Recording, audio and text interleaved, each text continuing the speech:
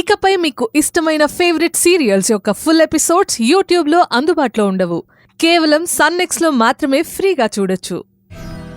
నా బ్రతుకంతా నువ్వు రాసిందే మిత్ర.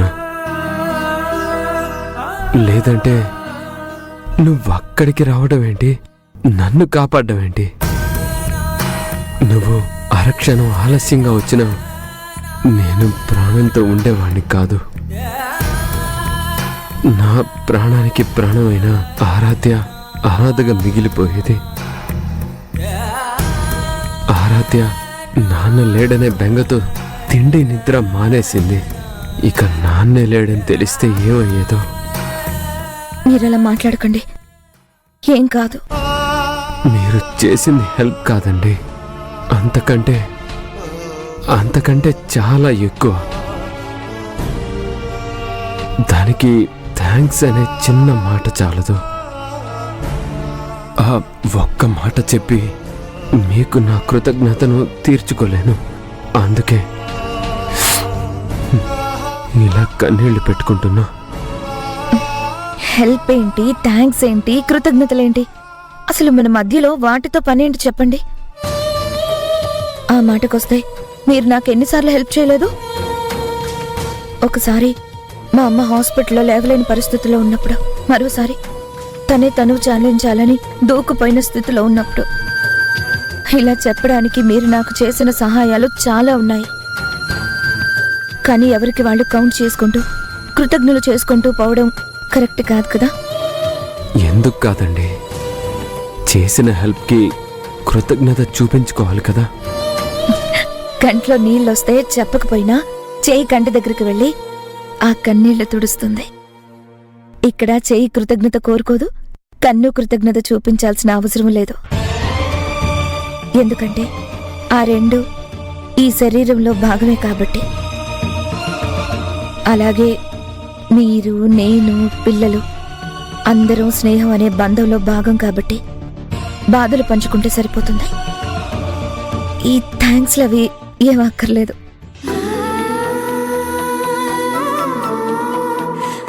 తినండి.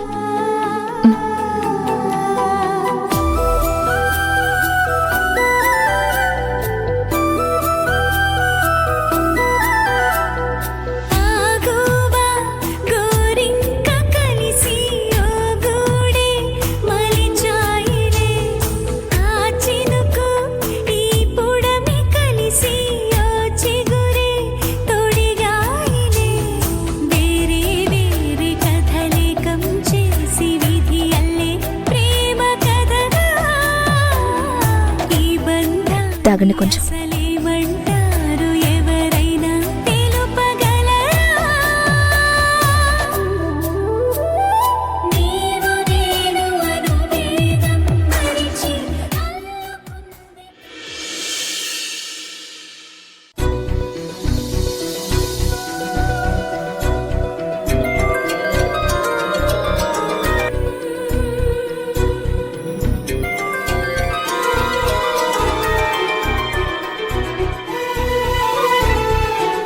హలో అమ్మా, చెప్పమ్మా. మిథున, ఏంటమ్మా డల్గా ఉన్నట్టున్నావు? అబ్బే అదేం లేదమ్మా. లేదని నువ్వు చెప్పినా నువ్వు నార్మల్గా లేవని నాకు అర్థం అవుతుందమ్మా.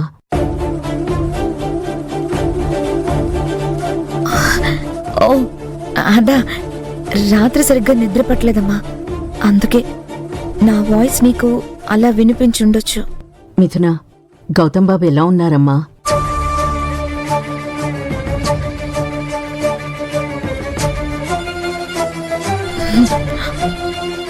బానే ఉన్నానమ్మా. నిజం చెప్పమ్మా.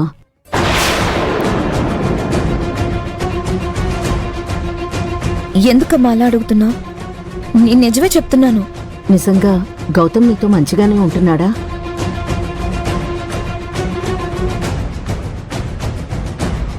మంచిగానే ఉన్నాడమ్మా, అది నీకు తెలుసు కదా. ఇప్పుడెందుకు ఇలా డౌట్గా అడుగుతున్నావు? ఎందుకంటే మొన్న మీ ఇంటి నుండి వస్తూ మీ నాన్నగారు గౌతమ్తో దురుసుగా ప్రవర్తించారు కదా, అందుకు గౌతమ్ ఏమైనా కోప్పడి నిన్ను ఇబ్బంది పెట్టేలా ప్రవర్తిస్తున్నాడేమోనని. అయ్యో అమ్మా, గౌతమ్ అలాంటి మనిషి కాదు. నాన్నకి తను చేసేది తప్పని తెలియజేయడానికి నన్ను మీతో ఎలాగైనా సరే కలపాలని నా బాధ చూడలేక నేను వద్దంటున్నా నాన్నతో గౌతమ్ అలా వాదించాడు. తనెందుకు ఫీల్ అవుతాడు? అయితే గనక అర్థం చేసుకోకుండా ఆవేశంతో వెళ్ళిపోయినందుకు నాన్న ఫీల్ అయి ఉంటాడు. ఇంకా నా దగ్గరికి వచ్చి సారీ మిథునా, నీ బాధ చూడలేకే అలా మీ నాన్నగారితో మాట్లాడాల్సి వచ్చిందని నా దగ్గర ఫీల్ అయ్యాడు. అంతేకాని తను నన్నెప్పుడు బాధ పెట్టడమా? నువ్విలా లేనిపోని అనుమానాలేమీ గౌతమ్ విషయంలో అస్సలు పెట్టుకోకు, సరేనా? సరేనమ్మా. కానీ గౌతమ్ మాటలకే నాన్న బాగా ఫీల్ అయిపోయి ఉంటాడేమో కదా? ఉంటాడేమో కాదమ్మా, మీ నాన్నగారు ఇప్పటికీ ఫీల్ అవుతూనే ఉన్నారు. ముక్కు మీద కోపం ఉన్న మనిషి కదా, అన్నిటికీ ఫీల్ అయ్యి నిన్ను నన్ను ఇలా బాధ పెడుతూనే ఉన్నారు. ఏంటమ్మా నాన్న మీద అంతలా రుసరుసలాడుతున్నావు? ఏంటి నాన్న ఇంట్లో లేరా? ఉంటే ఇంత ధైర్యంగా మాట్లాడే హక్కు ఎక్కడుందమ్మా నాకు? లేరు. ఎవరికో బాలేదని కబురొస్తే బాధపడిపోయి డబ్బు తీసుకొని దానం చేయడానికి వెళ్లారు. ధర్మరాజు కదా, ఎవరెవరినో దగ్గర తీసుకుంటాడు కాని కన్న కూతురు విషయం వస్తే మాత్రం పేరు కూడా ఎత్తనివ్వడి పెద్ద మనిషి. బాధపడకమ్మా, ఇప్పుడు నా పేరు ఎత్తనీయని నాన్నే నా పేరు తలుచుకొని నా కోసం వచ్చే రోజు వస్తుందిలే. నువ్వు బాధపడకు ప్లీజ్.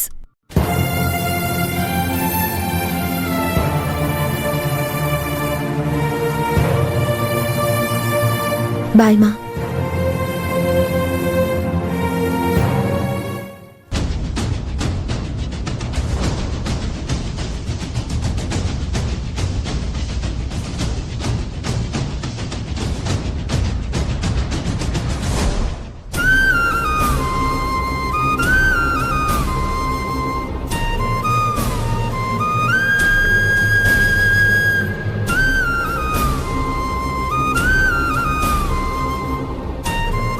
గుడ్ మార్నింగ్ పిల్లలు. ఏంటి మీరింకా స్కూల్కి రెడీ అవ్వలేదా? డాడీ ఇవాళ నేను స్కూల్కి వెళ్ళాను డాడీ. అవును అంకుల్, నేను కూడా స్కూల్కి వెళ్ళను. అయ్యో, ఎందుకు ఇద్దరు పని కట్టుకొని స్కూల్కి డుమ్మా కొడుతున్నారు? ఎందుకంటే నేను 2 రోజులు మిమ్మల్ని బాగా మిస్ అయ్యాను డాడీ. అందుకే ఈరోజు మీ దగ్గర ఉందామని ఫిక్స్ అయ్యాను. అవును అంకుల్, నేను కూడా మిమ్మల్ని చాలా మిస్ అయ్యాను.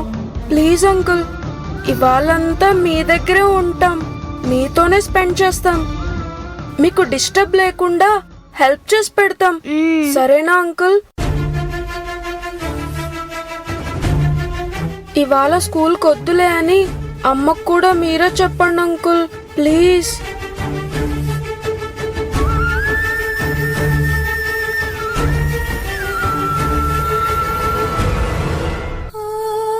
కాఫీ.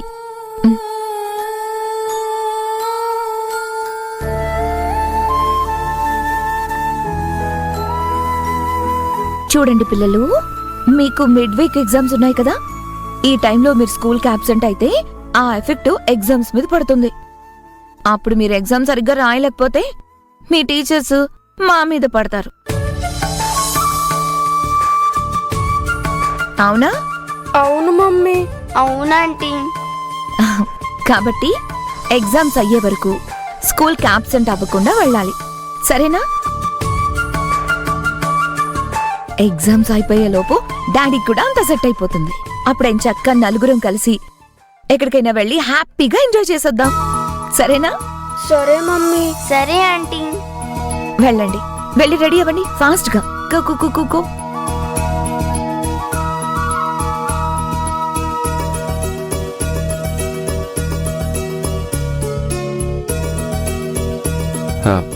థ్యాంక్స్ మిథునా. ఇటిఫు. సరే, నేను త్వరగా వెళ్ళి వాళ్ళని స్కూల్ దగ్గర వదిలిపెట్టేసి వస్తాను. ఒక్క నిమిషం. ఏంటి? స్కూల్లో వదిలిపెట్టి వస్తాను అంటున్నారు, అటు నుంచి షాప్కి వెళ్ళరా? మీకు ఇలా ఉంటే నేను షాప్కి ఎలా వెళ్తాను? నేను షాప్కి వెళ్తే ఇక్కడ మిమ్మల్ని ఎవరు చూసుకుంటారు? ఇప్పటిదాకా నన్ను చూసుకున్నారు కదా, ఇప్పుడు వెళ్ళి మీ పని చూసుకోండి. మీరు తిరిగి వచ్చే వరకు నేను మేనేజ్ చేసుకుంటాను. ఎలా మేనేజ్ చేసుకుంటారు? ఏం అవసరం లేదు. పని ఎంత ముఖ్యమో ఇప్పుడు కాదండి, మంత్ ఎండింగ్లో చేతుల్లో ఉన్న డబ్బులు అయిపోయినప్పుడు, నెక్స్ట్ మంత్లో కట్టాల్సిన వాటికి డబ్బులు సరిపోనప్పుడు అర్థమవుతుంది. అసలే మొన్న మీ అమ్మ నాన్న వచ్చారని 2 రోజులు సెలవు పెట్టారు. ఇప్పుడు నా కోసం అని మళ్ళీ డుమ్మా కొడితే